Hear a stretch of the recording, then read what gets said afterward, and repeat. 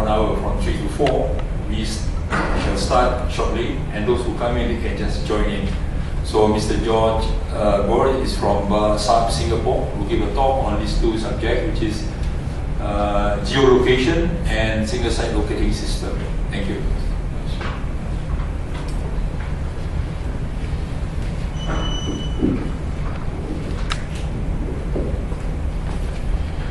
Yeah, welcome together. Thank you very much for your audience. As Van Ross already introduced, I'm Jorg Breuer from Saab Singapore, and we have another colleague with you, together with us here. It's Jeff from our local office here in KL, from Saab KL. So I want to give you at first a brief introduction about the Saab company itself, what we are doing, what we are coming from. And then we will have a look on the topic direction finding and the geolocation, and especially in the HF band. And at the end we have some time for a question and answering session.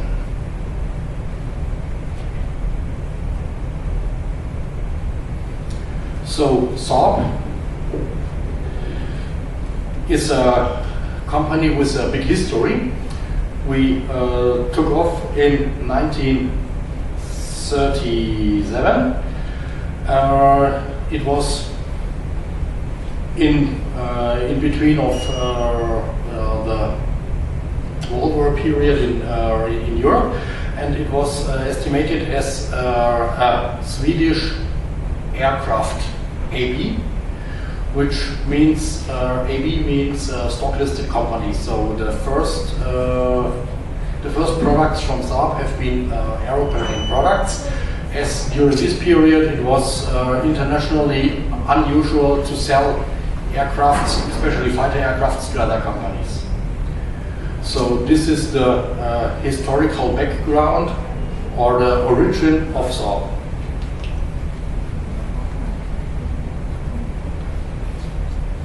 Then we have a few milestones from products which have been introduced. So the first was 1941. It was a B-17 aircraft. It was a fighter and bomber aircraft. In 1948, the so-called Carl Gustav series was launched, which is our anti-tank weapon system. And meanwhile, a multi-purpose anti-vehicle or anti-tank system. In 1978, the first generation of the giraffe radar was launched.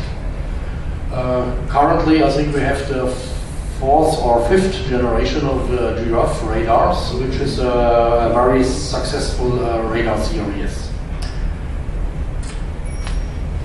Then in 1992 we have the ERI, which is our early warning aircraft, which it's a flying radar system. It's a radar early warning aircraft. It was the first version was introduced in 1992, and last year on the Singapore Air Show it was the latest generation introduced based on the Bombardier Global 6000 platform. In 1993, there was the first launch of our Gripen fighter aircraft, and this year it was the rollout from the Gripen E series, which is the latest generation of Gripen, and we are expecting the maiden flight of this series within this year.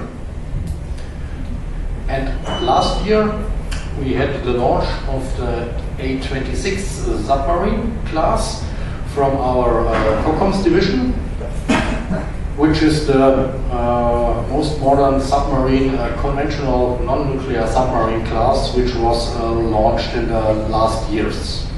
So you can see we have a portfolio from fighter aircraft until submarines, and this is unique in the world. So no other company international has these capabilities from fighter aircraft to submarines itself.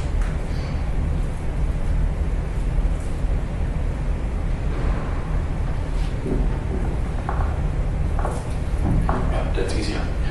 Yeah, Now an overview about our company in the present. In some numbers from 2015.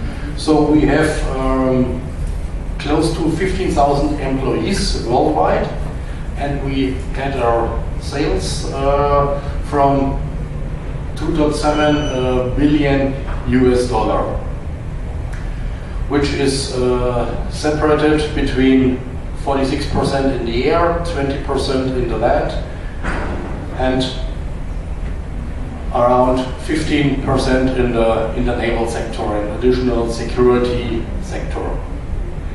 So we are active in over 100 countries worldwide. So we have customers within 100 countries worldwide.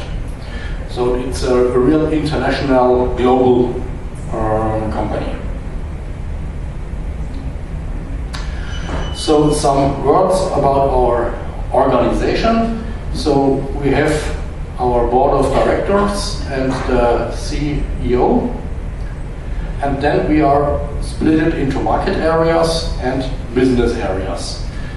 From the market area, me and my colleagues, we are from the market area, close to the customer, and we have the so-called business areas, which are more product developing and product focused.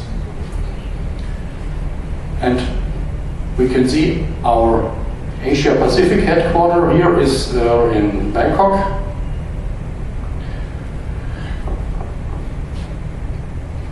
Yeah, this is our main organization. And what we are today talking about is the products from the surveillance business area, which is handling EW and global surveillance products.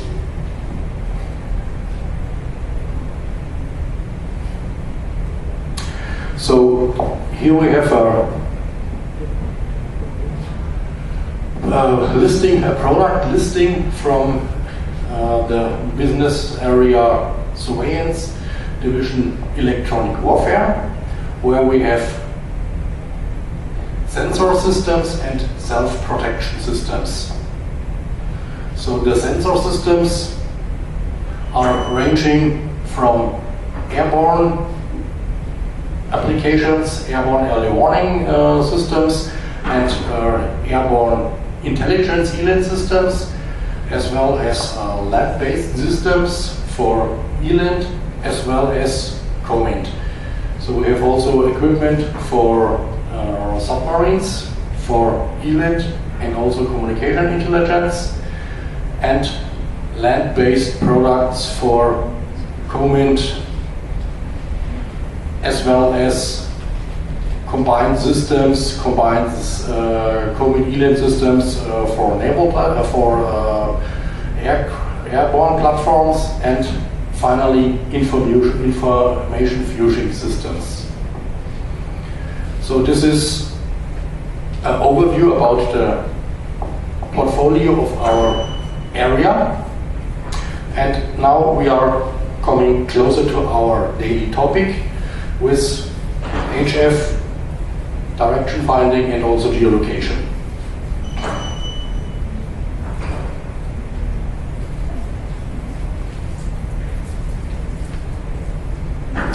So the HF characteristics is ranging up to 30 megahertz, and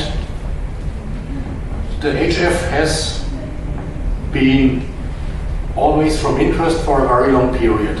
So the HF is the only communication media which cannot be switched off. If you have a satellite connection, it can be cut down, but nobody can cut down the HF itself. That's why the HF is very interesting, also for military perspectives and intelligence perspectives, as usually everybody has a HF backup link, which is not be able to shut down from third parties. So our approach within Saab is to do a fully automated or provide functions for fully automated processing of HF signals. which includes the detection of the signals, the direction finding of the signals, location estimation, localization of the signals, and also, which is interesting for military and for our intelligence community, is the content generation from them by demodulation and decoding of the signal to get to the clear transmitted content of the transmissions.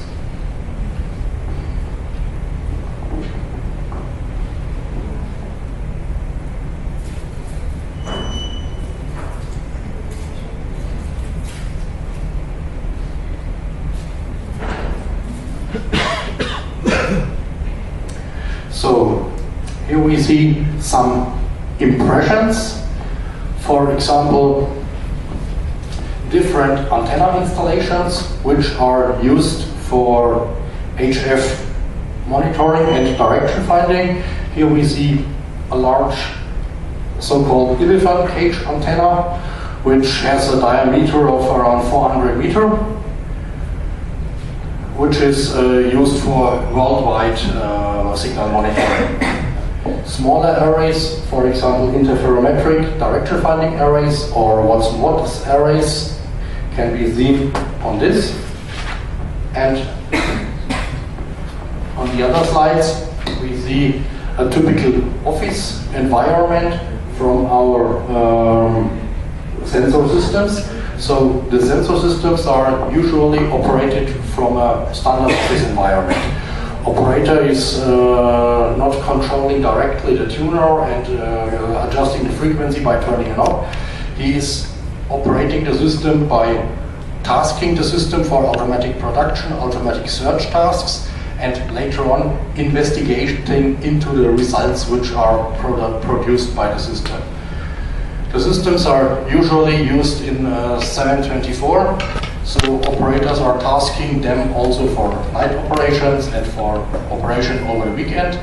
And typically only during the day shift the results are verified and investigated by the operators.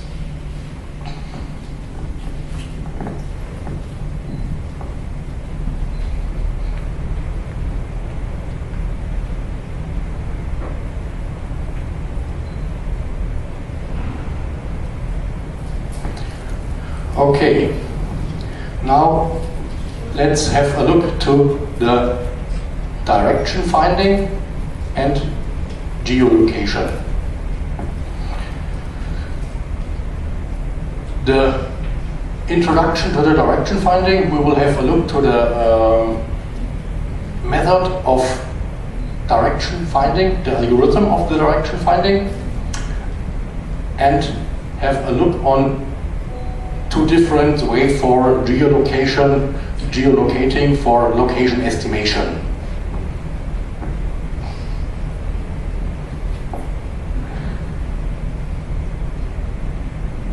So first, some general statements for the benefits of direction finding of communication signals.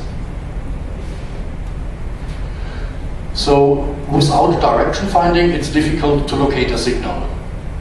That's why direction finding is the prerequisite for locating the signals. And in addition, the direction finding provides the operator a very good tool for reduction of the workload. Because if you have a direction finding system, you can focus yourself on certain direction. You do not have to handle all signals which are from 360 degrees. You can focus on areas of interests or sectors of interest. That's a very good way of reducing workload to operators.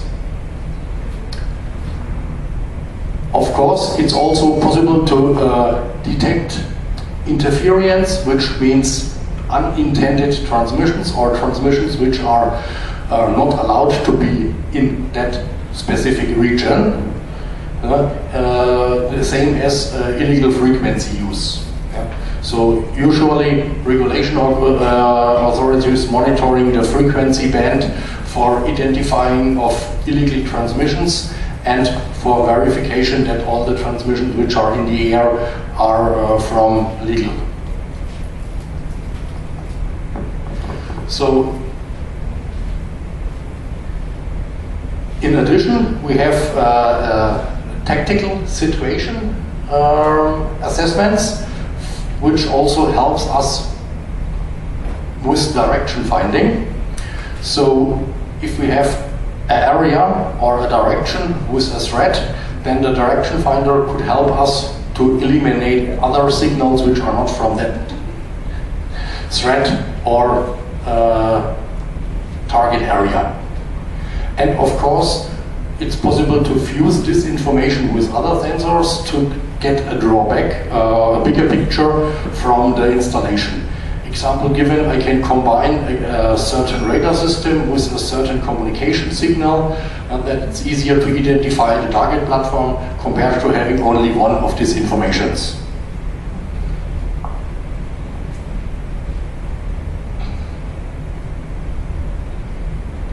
Well, in addition, the direction finder can help us to separate signals which are not from the same transmitter.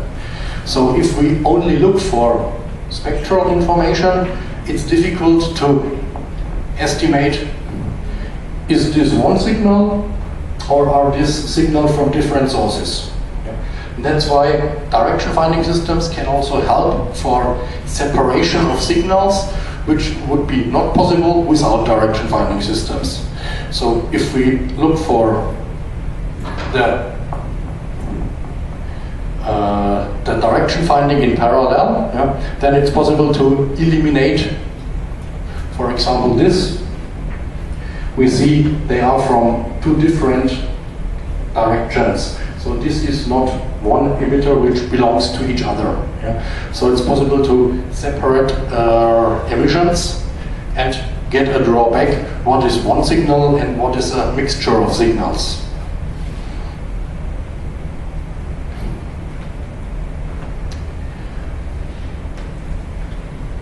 So, having a look to the principle of the direction finding, the interferometric direction finding. So, the direction finding, the interferometric direction finding is mainly a vector correlation with the array manifold, which is estimated in before. So, we have one signal incoming and we have a set of antennas. And this signal has at one time different phase relations to the, in this example, 5 antennas. If we have measured the array manifold, then we can compare the incoming signal with the stored manifold and can do a correlation which leads us to the direction of the incoming signal. And in addition of that, we can also measure the quality, which means the similarity of our incoming signal compared to our reference vector measured at calibration, which provides us a so-called quality indication, which is very important to be able to estimate this is a reliable result, or maybe this is a result which is not that reliable. All this has to be taken into account.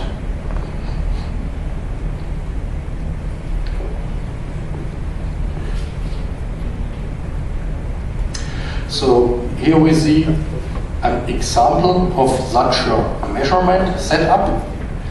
So we have our device under test, which means our antenna, which is mounted on a 3D positioner. This 3D positioner can turn the antenna and can also flip the antenna to be able to do a 3-dimensional measurement of the antenna calibration data. And here we have 1 and 2 different antennas for test signal transmission. And this is done with each antenna type for characterization of the antenna and for creating the antenna calibration data for this antenna especially.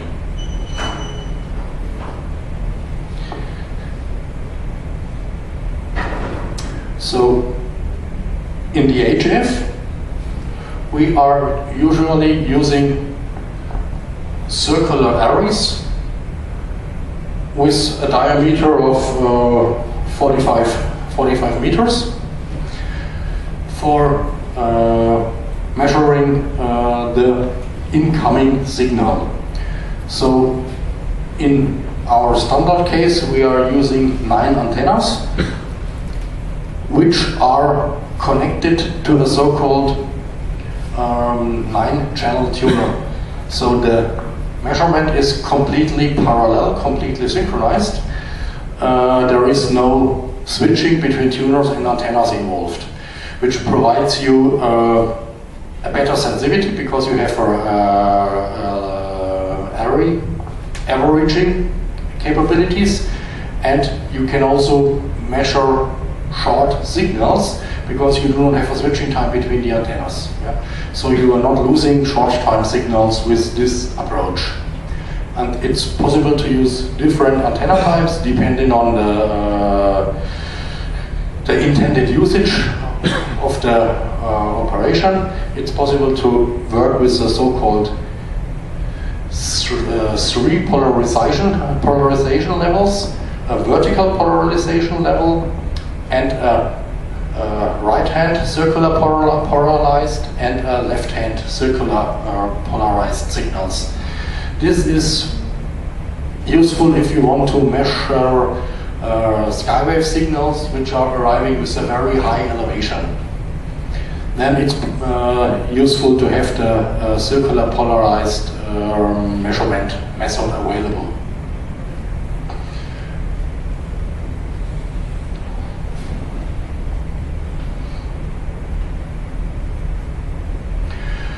Yeah, here we have some examples for accuracy testing. So accuracy testing shows different results on the different frequencies. So the frequency range is not completely equal. So usually the quality, the RMS value is specified as the average of the band, and we see here within the red curve with the perfect polarization match, we are below 0.5 degree error in this setup. If we are at higher elevation or other polarizations, the accuracy decreases slightly to 1.5 degrees, something like that, over the average of the band. But it's also very good values for the HF and especially the long distance direction finding.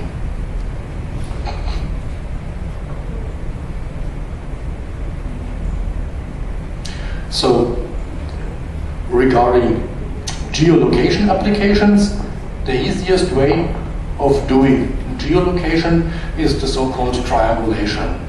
You have 2 different sensor sites, sensor number 1, sensor number 2, and each of them provide a line of bearing from the transmit signal, and the application, the location finding application, is doing triangulation of these both directions for correlating or for measuring the position of the transmit antenna.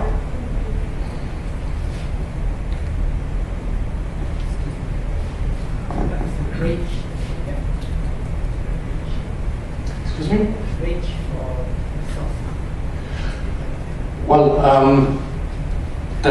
in the HF you can get bearings also from very distant signals. So it's not a problem with a good direction finding system in Malaysia to measure signals from Germany. Yeah? You will be able to see them, maybe not over all 24 hours, but at least during the sunset time and during the night time. Yeah? So it depends on the radio conditions especially on the ionosphere, the skywave propagation. So it's possible to measure with sensitive DF equipment very long distances.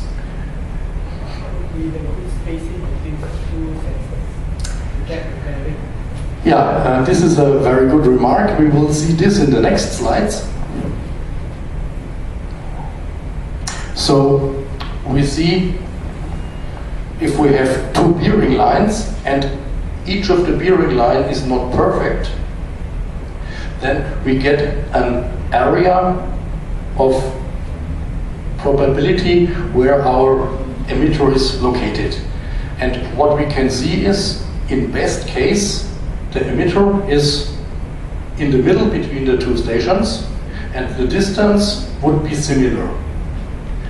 So if you want to measure signals from 3,000 kilometer distance, then it's usually not possible to place your DF system also in this big distance. Yeah? But for long distance DF, it's always intended to have at least 300 kilometers between the DF sites. Even 500 kilometers is sometimes better.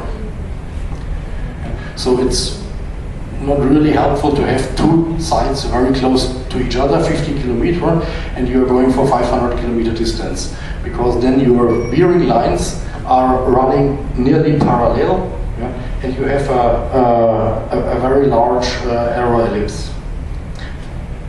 And that's why usually it's intended to use the country shape quite good for placing the direction finding systems in case of triangulation.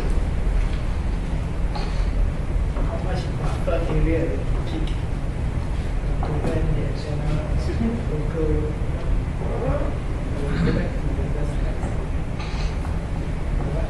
HF interferometer.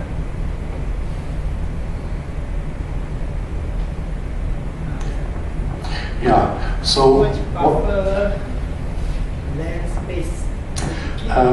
We will see it on the very last slide. Usually, we recommend to have from the center 100 meter free area, free space. So you have a circle with 200 meter diameter, something like that. And in addition, it's always good to have the antenna a little bit away from buildings, because buildings generate interferences. You have lights, you have ACs, you have switched power supplies, and all of this is not that what you want to have measured by your antenna. That's why the antenna 100 meter away from the building is also a good recommendation. Near to the sea or further inlet? Near to the sea is usually good. Yeah? It's no problem to have the site close to the sea. Yeah? One side recommendation is also to have mountains a little bit away. So if you have a site, there should be no mountains or buildings within 3 degrees of elevation. Yeah? So if the site is clean with 3 degrees of elevation, then it's okay. And as it is a quite large site, it should also be not in KL. Yeah? So the more countryside, the better will be the site. That's why the DF sites often are remote operated. You do not have many operators there, so maybe one security or some technician, but no big operating stuff.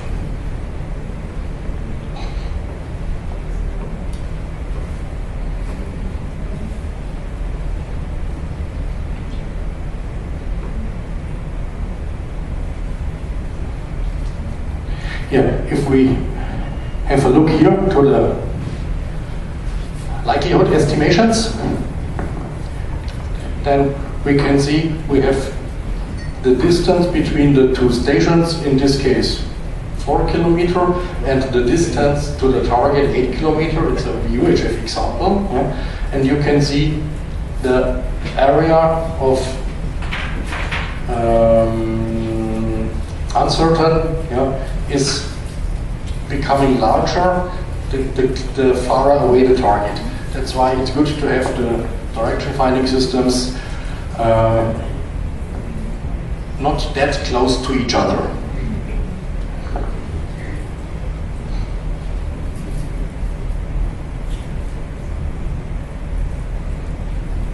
So here we see the same picture with a distance of 16 kilometers, and we can see the estimation of this range is quite good, but the estimation of the distance becomes more and more difficult as the bearing lines are running more and more parallel. Then the distance will be more difficult to estimate. And now we have a look to the single site propagation or the single site location estimation. And for this we use the skywave ionospheric reflection. So we have the radio propagation, we see our Earth shape, and we have a transmitter here. And the transmitter is transmitting a signal with a white radiation, and we see on different frequencies the signal is reflected on different positions in the ionosphere. So the most reflection happens between the E and F1 layer and the F1 and the F2 layer. These are the main reflection areas, and this reflection is dependent on the frequency and on the time. So it's not fixed over the day. This can change with the time. And if we now, in our monitoring site, let's be this our monitoring site, if we measure the direction and the elevation from the signal, then we are able to calculate the location if we know the height of the reflection from the signal. And this is called the SSL, single site location, distance location principle. Yes, there is. So, how to get the height of the ionosphere? That's the big question in this game, because as you see here, it's maybe 170 kilometer, 250 kilometer. If you have an arrow here in the assumption, then your target is jumping far away from the real position.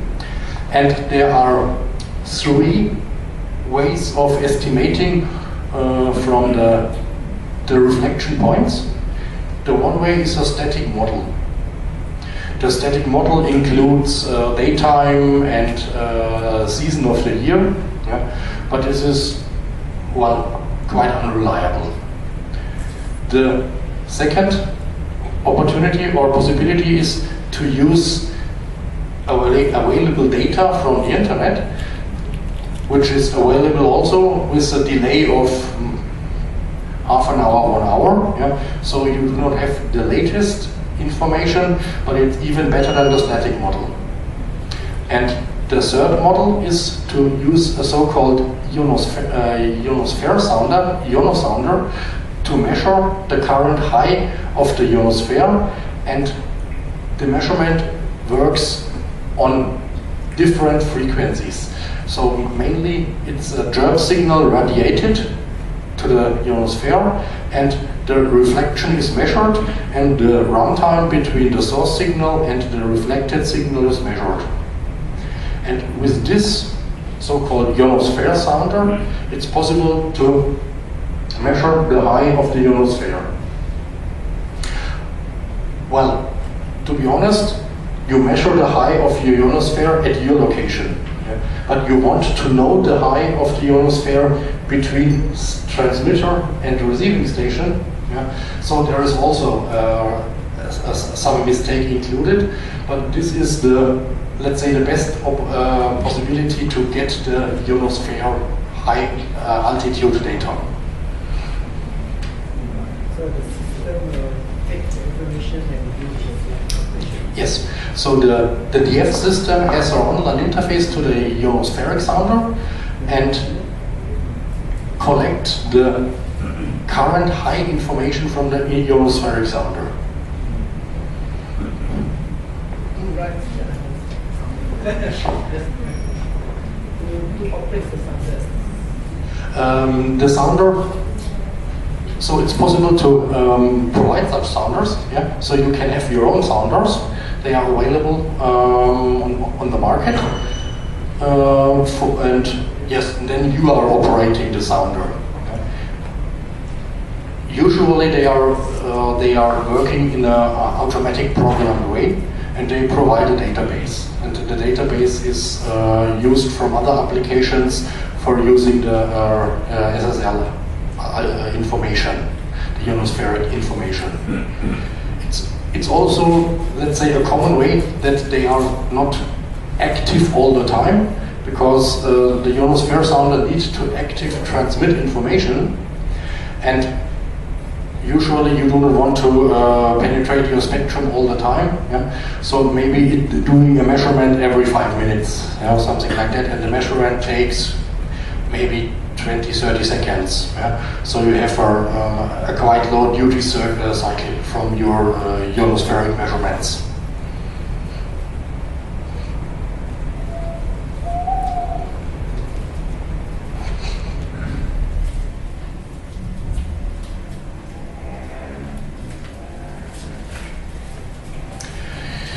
Yeah, here we see typical parameters and typical setup from a DF system, from an interferometric 9-channel DF system.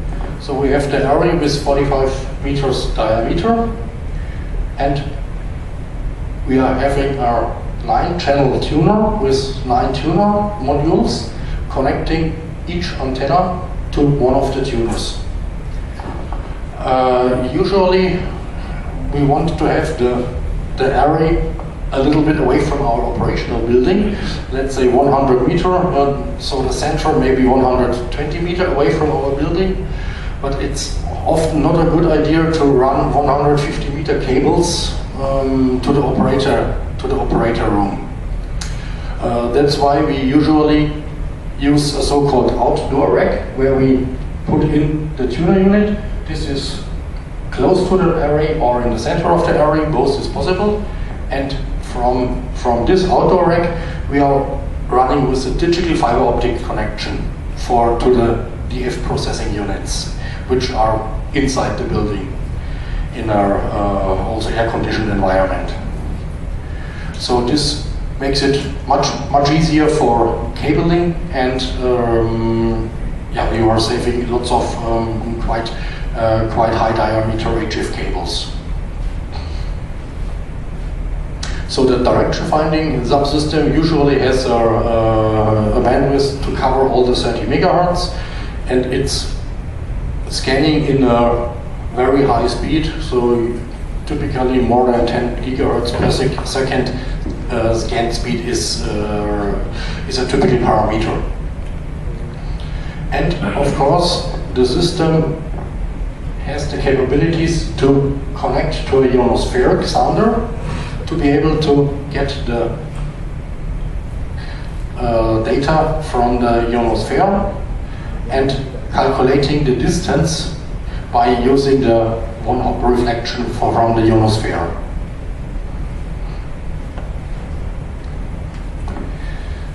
So what we can also have a look is to, I think the antennas is not that interesting. So here we have a typical ionosphere sounding system, which consists on a transmit antenna for sending the signal up to the ionosphere, and consisting on a receiver antenna array, usually 4 antennas, for getting the reflection from the ionosphere. And then you have a ionospheric sounder system which generates the frequency dependent transmit signal. Usually it's a chirp signal which runs from one frequency to from the start frequency to the end frequency, and in a single shot run, and then it goes for a idle time, maybe 5 minutes, then it goes for the next shot. And this is also usually placed in a kind of outdoor rack to avoid to have the big cables. Especially here we have active systems, we need to have minimize the cable loss. So if we go far away with the antennas from the buildings, then we need a very thick cable. And to avoid this, the hardware usually is placed close to the transmit and receive system. And also the remote control is done by a fiber optic connection to the operator building, where it's not really important how long the distance is.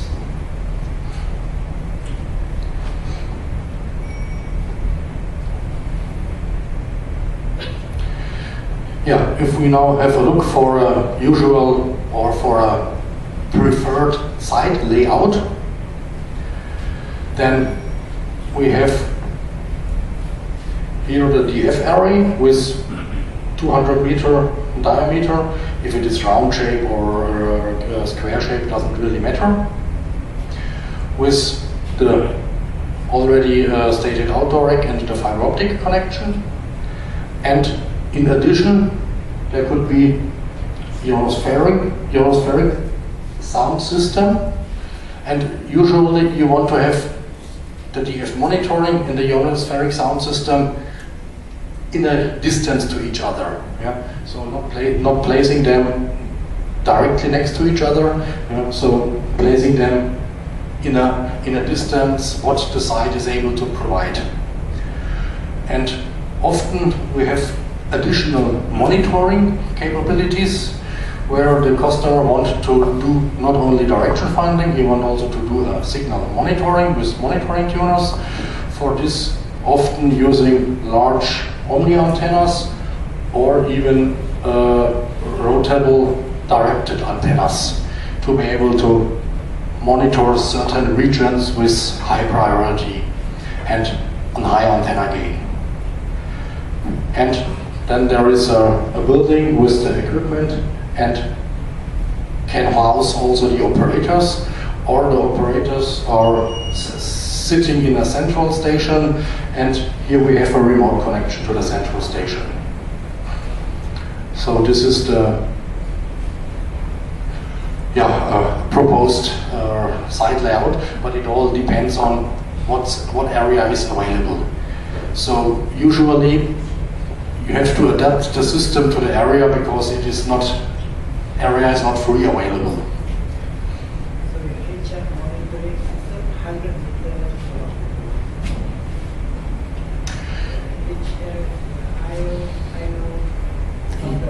Yes. It should always be some distance to the operator building, due to the man-made noise from the buildings. There is, from the sounder, there is, yes, there is here no distance given. So if it's more important to have them away from the building, the sounder can be close to the building, because the sounder is an active component also. Usually it's done a kind of site survey to have a look to available areas, if we are in contact with customer, to decide what's the best location for which subsystem to deploy on which location.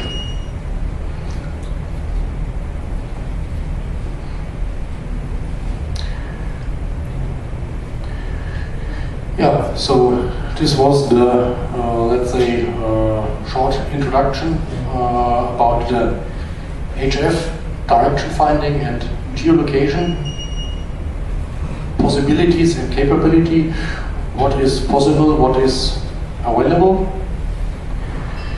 Yeah, please feel free to ask questions.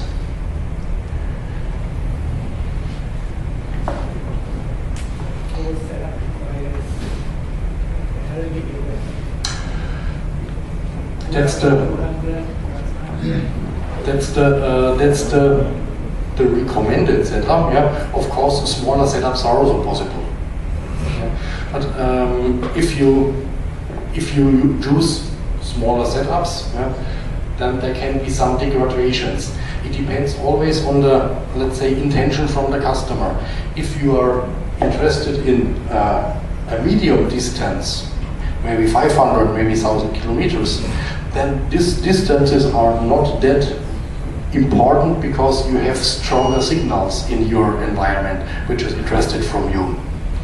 But if I have a site where I want to do long distance monitoring, 3,000–5,000 kilometers, then it's very important to reduce the amount of interfering signals dramatically, because each dB on lower noise floor you can achieve makes you happy later on during the operation. It depends on the use case. Yeah. Medium range is not that critical. Long distance, it is.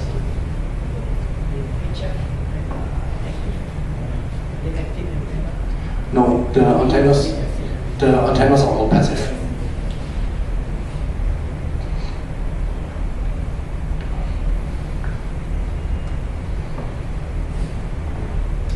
Question.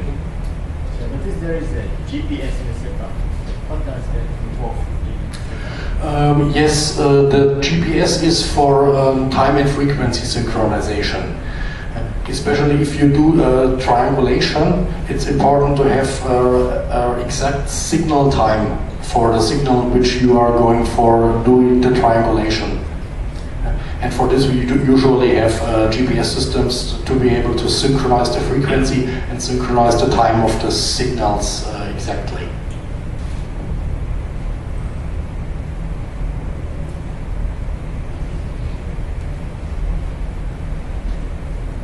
Any more question? No. So what in location?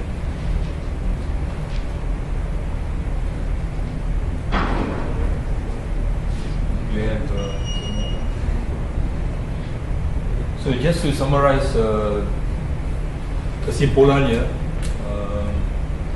I think my boss maybe is quite long enough. Kesimpulannya, we have covered geolocation dari segi menggunakan ionospheric, ionosounder tadi itu, ionosounder di Malaysia setahu saya belum ada lagi yang untuk mengukur. Dulu pada tahun 70-an ada, mula-mula nak pasang dua location di Sabah dengan Sarawak, di Sabah Sarawak dengan Semenanjung, ada JPM-nya tu, tapi gagal. The purpose, tujuan dia untuk mengukur ionosphere. Jadi apabila kita menggunakan communication melalui HF dengan ukuran ketinggian kita tahu pada jam sekian, pada frekuensi sekian, kita boleh cari frekuensi yang lebih tepat. Contohnya antara Kuala Lumpur dengan Kuching atau Kuala Lumpur dengan Sarawak, dengan Kota Kinabalu menggunakan HF. Memang kita selalu gunakan 10 MHz dari sini. Jadi power dia pun tinggi sangat.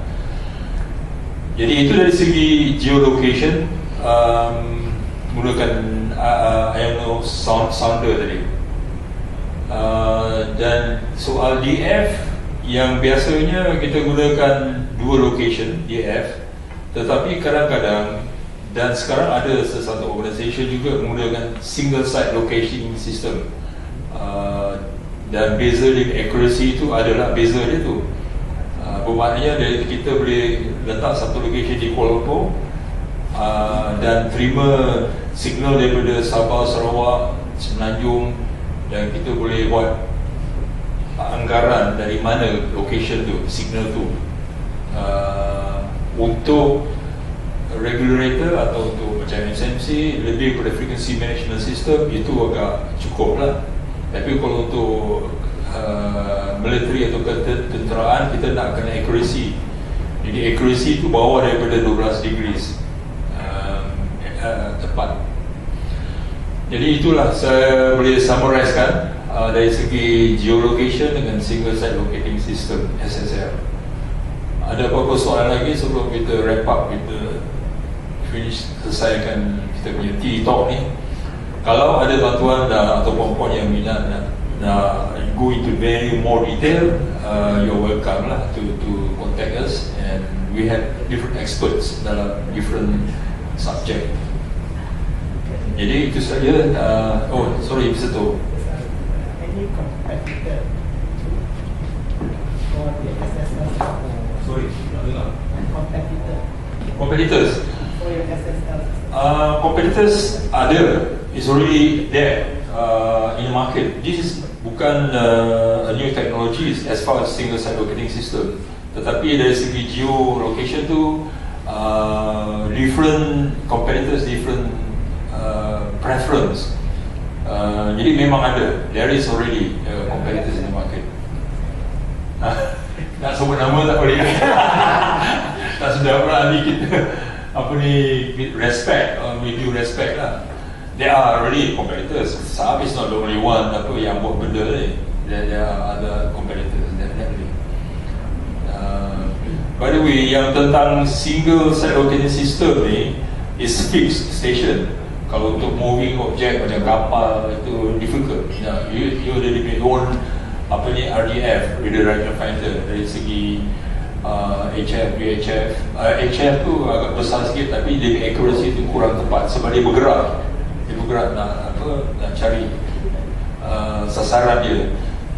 Kalau kapal tu kat port club, you nak ambil you terima signal daripada Sabah, Sarawak, susah you nak itu atas kapal. Tapi kalau fixed station, okey. Yang baik single site locating system ataupun yang biasa. Yang biasa tu dua station, dan dia buat triangulation. Jadi kalau contohnya satu station DF tu di Kuala Lumpur atau di daerah Kuala Lumpur, satu station di Kota Kinabalu, dia boleh sana terima, sini KL pun terima. Jadi diukurkan dan di triangulate kawasan tu, signal tu asal daripada mana. Kalau signal tu daripada Indonesia, dia boleh bagi exact location lah. Itu in the normal apa ni, yang biasanya yang dibuat. Tetapi kalau single site location SSL ni agak kurang pakai sebab accuracy tak sebagus seperti yang triangulation tadi. So saya harap itu ada, this T-Talk will be beneficial kepada tuan-tuan lah, secara sedikit. Jadi kami juga minta, we would like to thank you very much to MCMC to give us to give Saab the opportunity to give a T-Talk on this simple two subject. Terima kasih. Thank you.